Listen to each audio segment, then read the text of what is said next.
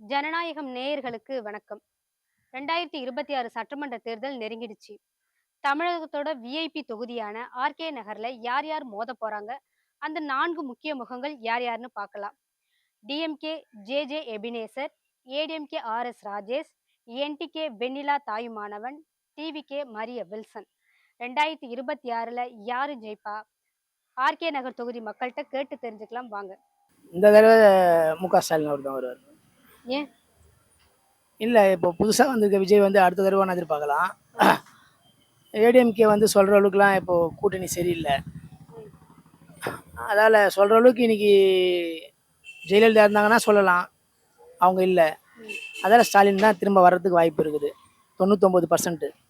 இப்ப திமுகவுக்குள்ளே கூட்டணி விவகாரம் சீட்டு பிரச்சனை எல்லாம் போயிட்டு இருக்கு. அது எப்படி வரும்னு நினைக்கிறீங்க? அது வந்து புதுசாக வந்தவங்க தான், அவங்களுக்குள்ள பிரச்சனை கிடையாது. புதுசாக வந்தல விஜயகாந்தோட அவங்க மனைவி ஓபிஎஸ் சேர்ந்துருக்காரு. இன்னும் திருமாவளவன், இவங்கெல்லாம் வந்து அவங்க விருப்பத்தை அவங்க கேட்குறாங்க. ஆனால் இவங்ககிட்ட ஒரு மெஜாரிட்டி இருக்கிறதால வந்து அவங்க கொடுக்க மாட்டாங்க. காங்கிரஸுக்கே கொடுக்க மாட்டேன்னு சொல்கிறாங்க. அப்புறம் இவங்களாம் அப்படி கொடுப்பாங்க. அதில் வந்து அவங்க கொடுக்குறத அட்ஜஸ்ட் பண்ணி தான் போனோம். 99%, 90% சொல்லலாம். 90% திமுகவோட தனித்த பெரும்பான்மையும் இருக்கிறதுக்கு வாய்ப்பு நிறைய இருக்குது. மக்களுக்கு பண்ணாங்க, இல்லைன்னு சொல்லலை, பொய் சொல்லக்கூடாது. இருந்தாலும் வந்து அவங்க தான் திரும்ப வந்தாகணும், வேறு யாரும் இல்லை. விஜய் வந்து வரணும், வந்தால் நல்லா இருக்கும். ஆனால் அடுத்த வாட்டி தான் வரதுக்கு வாய்ப்பு இருக்கும். இந்த தடவை வந்து ஓரளவுக்கு வருவார், 3வது அணியாக வந்து நிற்பார். டிஎம்கே தான் வருவாங்க. ஏன்னா வந்து லாஸ்ட் டைமு டிஎம்கேவோட பர்ஃபார்மன்ஸை விட இந்த தடவை நிறைய பண்ணியிருக்காங்க. சென்னைக்கும் சரி, அவுட் ஸ்டேஷனுக்கும் சரி நல்லா பண்ணுறாங்க. ஸ்கீம்ஸ்லாம் நல்லா இருக்குது. ஸ்டூடெண்ட்ஸ்க்குலாம் நிறைய பண்ணுறாங்க. ஸ்பெசிஃபிக்காக சொல்லணும்னா ஸ்டூடெண்ட்ஸ் தான்.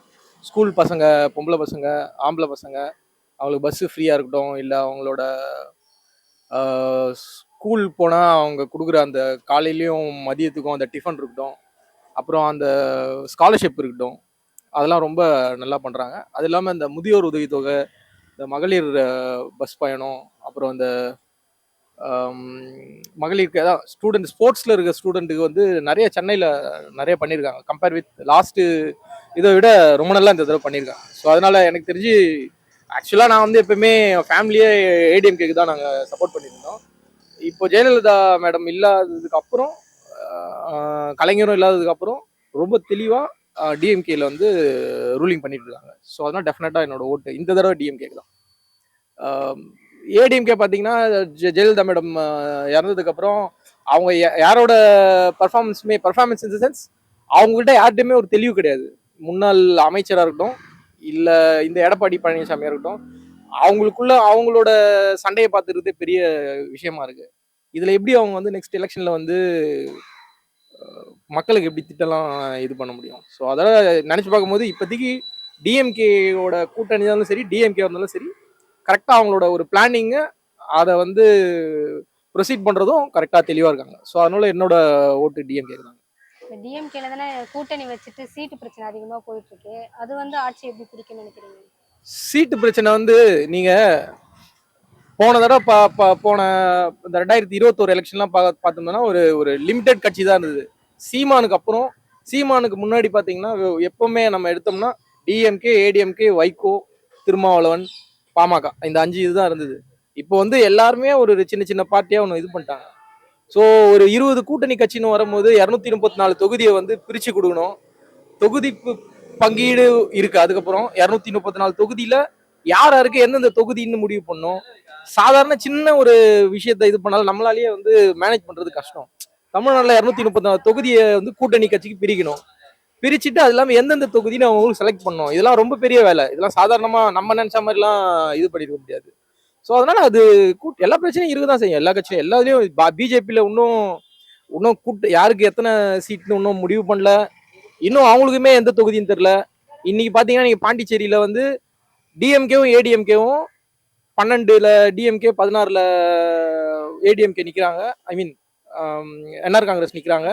ஆனால் எல்லா தொகுதியிலுமே இப்போ தொகுதி பிரிக்காததுனால எல்லா தொகுதியிலும் எல்லாருமே இது பண்ணுறாங்க, வேட்புமனு தாக்கல் பண்ணிட்டாங்க. ஏன்னா இன்னைக்கு தான் லாஸ்ட் நாள். அதுக்கப்புறம் அவங்க வந்து ரிட்டர்ன் எடுத்துக்க போகிறாங்க. ஸோ எந்த ஸ்டேட்லையுமே வந்து உங்களுக்கு கரெக்டாக தொகுதியை பிரிச்சு அவங்களுக்கு எந்தெந்த தொகுதின்னு செலக்ட் பண்ணி கொடுக்கறது கஷ்டமா தான் இருக்கு. அவங்களுக்கு ஸ்பெசிஃபிக்கா டிஎம்கேன்னு மட்டும் சொல்ல முடியாது. So, இப்ப அதனால டிவிக்கே புதுசா வந்திருக்காங்க விஜய் அவங்களோட பர்ஃபார்மன்ஸ் எப்படி இருக்கு? டிவிக்கெல்லாம் என்னெல்லாம் ஒன்றும் சொல்ல முடியலங்க. டிவிக்கெல்லாம் வந்து நான் ஃபர்ஸ்ட் சொன்ன மாதிரி தான் 236 தொகுதி இருக்கு. அதுல எத்தனை பூத் இருக்கு, வட்டம் இருக்கு, மாவட்டம் இருக்கு, ஒன்றியம் இருக்கு, சரியா, கிளை கிளை கழகம் இருக்கு. விஜய் வந்து ஜஸ்ட் மேல இருந்து நான் ஸ்ட்ரெயிட்டா போனா சிஎம் தான் வராரு. ஒரு காமனா யோசிச்சு பார்க்கணும். இப்போ வந்து ஒரு ஸ்டாலின் இருக்காரு, ஒரு எடப்பாடி இருக்காரு, மற்ற கட்சி தலைவர்லாம் ஒரு ஒரு அவங்கெல்லாம் ஈஸியா நம்ம வந்து அணுகலாம், சரிங்களா. விஜய் வந்து சாதாரணமா அவங்க கட்சியில நம்ம அந்த புசி ஆனந்த், அப்புறம் நம்ம இந்த அவரோட இந்த பொதுச் செயலாளர் இருக்காரு மார்ட்டின், அவரை தவிர யாருமே பார்க்க முடியாது. ஆதவர்ஜுனா தவிர வேற யாருமே பார்க்க கூடாது. அவங்களோட மாவட்ட செயலாளரோ இல்ல அவங்களோட வட்ட செயலாளரோ யாருமே அவ்வளவு சீக்கிரம் பார்க்க முடியாது. தூரமான நின்று கையாட்டு போறாரு. அவருக்கு வந்து தமிழ்நாட்டுல எத்தனை தொகுதி இருக்கு, எத்தனை தொகுதியில இப்ப அவர் போட்டிருக்க ஆளுங்க கூட அந்த தொகுதியோட பிரச்சனைன்னு அவங்களுக்கு தெரியாது. விஜய் வந்து ஒரு ஒரு ஒரு ஹீரோ. எல்லாருக்கும் ஒரு கிரேஸ் இருக்கும். இப்போ அதே இடத்துல அஜித் வந்து நின்னாருன்னா அவரை பாக்குறது அவர்கிட்ட பேசுறது எவ்வளவு கூட்டம் இருக்கும். அதே இடத்துல வேற ரஜினி வந்தாருன்னா அதே மாதிரி இருக்கும். அந்த கிரேஸ்ல தான் எல்லாமே பண்றாங்களே தவிர, என்னை பொறுத்த வரைக்கும் முதல் அரசியல்னா ஒரு தெளிவு வேணும். இந்த தொகுதியில என்ன பிரச்சனை, தண்ணி பிரச்சனை என்ன, இபி பிரச்சனை என்ன, மெட்ரோ வாட்டர் பிரச்சனை என்ன. மெட்ரோ வாட்டர் இப்போ ரோடு கார்பரேஷன்ல ரோடு போடுறாங்கன்னா அடுத்த 3 நாள் கழிச்சு மெட்ரோல வந்து நோண்டுறான், சரிங்களா. மெட்ரோ போனவனுமே இபி வந்து நோண்டுறான் அதே பக்கத்துலயே, சரிங்களா. இதெல்லாம் என்னன்னா ஒன்னொன்னுக்கு ஒரு கனெக்டிவிட்டி இருக்கணும், சரிங்களா.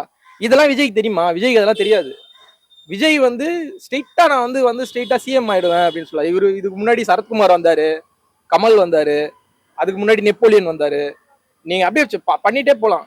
ஈவன் ஆந்திரால நம்ம சிரஞ்சீவிக்கு வராத கூட்டமா வேர்ல்டு ரெக்கார்ட் பண்ணிச்சு அந்த கூட்டம் அவருக்கு பார்ட்டி ஆரம்பிக்கும் போது. இப்ப எங்க இருக்காருன்னு தெரியவே தெரியாது. கட்சி ஆரம்பிக்கிறது மேட்டர் இல்ல. ஒரு எலெக்ஷன்ல 234 தொகுதியிலும் ஆளை போட்டு ஒரு தொகுதிக்கு ஒரு தொகுதி ஆளை போட்டு அந்த தொகுதிக்கு செலவு பண்ணும். ஃபர்ஸ்ட் தேர்தலுக்கு செலவு பண்ணும்.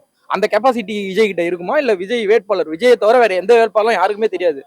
ஈவன் அந்த விசில் சின்னவனா தெரியலாமே தவிர விஜயை தவிர மற்ற 234 5 தொகுதியில நிக்கிற வேட்பாளர்னா யாருமே தெரிய போறது இல்லை, சரிங்களா.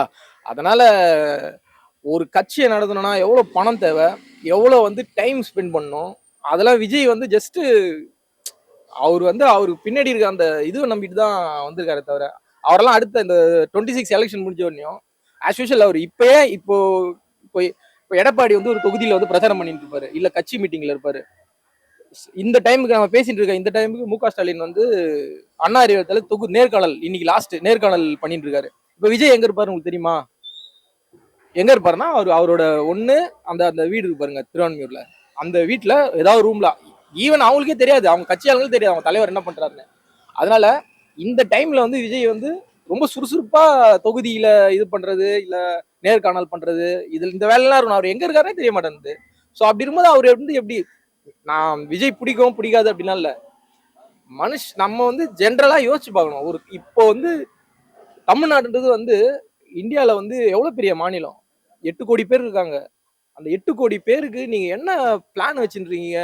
ஸ்கூல் பசங்களுக்கு என்ன பிளான் வச்சிருக்கீங்க? நீங்க வந்தீங்க ஏதோ எப்ப பார்த்தாலும் திமுக ஒரு தீய சக்தி, இதை தவிர வேற எதுவுமே அவர் பேச்சிலே பார்த்து கண்டுபிடிச்சிடலாம். இப்ப நான் பேசுறேன், நான் ஒரு பொது ஜனம், எனக்கே இவ்வளவு தெளிவு இருக்குன்னா உங்களுக்கு எவ்வளவு தெளிவு இருக்கணும். ஈவன் நீங்க வந்து பிரஸ் மீட் பண்ண மாட்டீங்க, விட்டுருங்க. நீங்க வந்து ஒரு பொதுக்கூட்டம் நடத்துறீங்க, ஒரு பொதுக்கூட்டத்துல உங்க முன்னாடி எத்தனை ஆயிரம் பேர் நின்றுருக்கான். நீங்க பேசுறது யாருக்காவது ஒருத்தருக்கு ரீச் ஆகணும். ஈவன் நான் நிறைய இதுல பாத்துட்டேன், நியூஸ் இல்ல அவர் பேசுறதுலாம் நம்மளுக்கு மனசுல நம்மளுக்கா ஏத்துக்கிற மாதிரி ஒரு இது கூட இல்ல அவர்கிட்ட சொல்றது. திமுக ஒரு தீய சக்தி, மு.க. ஸ்டாலின் இல்லைன்னா உதயநிதி ஸ்டாலின், இதை தவிர யாரும் எதுவுமே இல்லை. அவரெல்லாம் நம்பி நம்ம என்னென்ன பண்ண முடியும்? ஈவன் நீங்க வந்து திமுகல ஒரு பொதுக்கூட்டத்துல ஒரு சின்ன ஸ்கூல் பொண்ணு பேசுது, அவ்வளவு அழகா தமிழ்ல, அவ்வளவு தெளிவா, அது யார் சொல்லி கொடுத்துருப்பா, அது என்ன புரிஞ்சுட்டு இருக்கு அப்படின்லாம் தெரியல. அந்த தமிழ்ல பேசுற பேச்சு, அந்த கிளாரிட்டி தான் முக்கியம். விஜய் கிட்ட அந்த கிளாரிட்டியே இல்லை, என்னை பொறுத்த வரைக்கும் கிளாரிட்டி இல்லை விஜய் கிட்ட. ஸ்டாலின் தான் வருவாரு. ஏன்னா அவர் வந்து அவங்க அப்பா காலத்துல இருந்து அவங்க தான் வந்தாங்க.